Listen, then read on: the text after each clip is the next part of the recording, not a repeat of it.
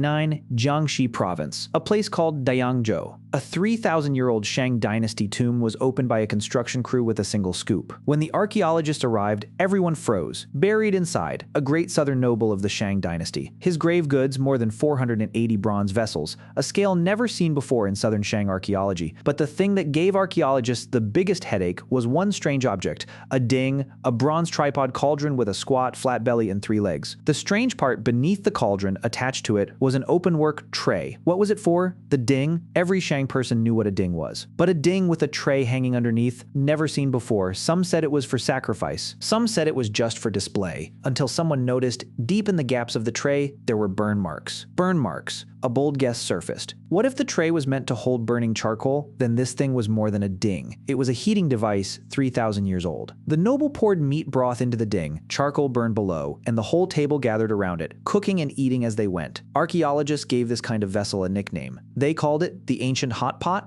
3,000 years ago, Chinese people were already rinsing meat in hot broth. And this was just the beginning. Fast forward 1,000 years to the Han Dynasty. In Han tombs, archaeologists found an even smaller, finer bronze vessel. It had a dedicated name, the Ran Lu, the dipping stove. Some called it Ran Bai, or the bronze dipping stove. How was it used? Archaeologists studied it for a long time. The answer was hidden on a stone relief. On the relief, a man kneels before a low table. On the table sits a small stove. Charcoal burns below. A tiny pot rests on top. Inside the pot, a bubbling sauce. He picks up a slice of meat and rinses it in the pot. Cooked, he dips it in the sauce and takes a bite. The whole routine exactly like today's personal hot pot. But notice one detail in front of him, there's only him. One stove per person, everyone eats their own. Archaeologists gave it a grand title. The Han Dynasty personal mini hot pot found in Luoyang, in Shandong, in Guangzhou. This little stove is how Han Dynasty people survived winter.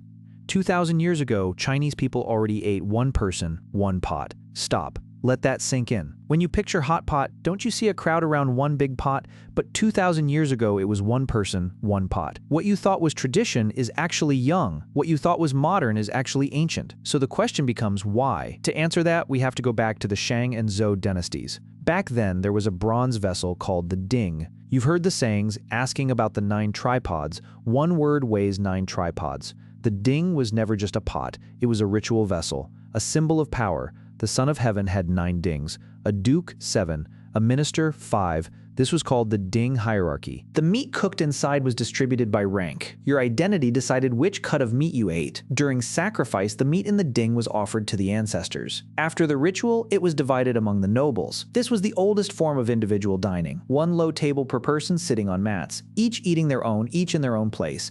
A Shang or Zhou banquet wasn't about merriment, it was about ritual. Who sat where, who ate what. The ding laid it all out. So the earliest hot pot was actually a symbol of status. But the wheel of history rolled from ritual toward the smoke of the kitchen. The turning point came in the Tang dynasty. Tall tables and tall chairs entered Chinese life. People moved from sitting on mats to sitting around a table. A whole table began sharing one single pot. By the Song dynasty in the Qingming scroll, steaming eateries were already everywhere. The ritual of separate meals gave way to the reunion of shared meals. This shared meal revolution left one of its most moving relics, Wei Lu, the surrounding stove. In Minnan and Quanzhou on New Year's Eve, the family surrounds the stove. The clever part, the stove isn't on the table. It's underneath it. Beneath the table, a small red clay stove warms a pot of broth. A bronze pot sits on top and dishes go in one by one. With every dish, an elder recites a lucky phrase. Nian Gao, may you rise higher every year. Cai Tu, may good fortune come your way. Fish, may you have surplus every year. The whole family gathers around this pot, cooking an entire year's luck into the broth. The word Wei Lu refers exactly to that stove beneath the table. One pot, it feeds reunion, and it feeds ritual. By the modern era, hot pot even turned literary.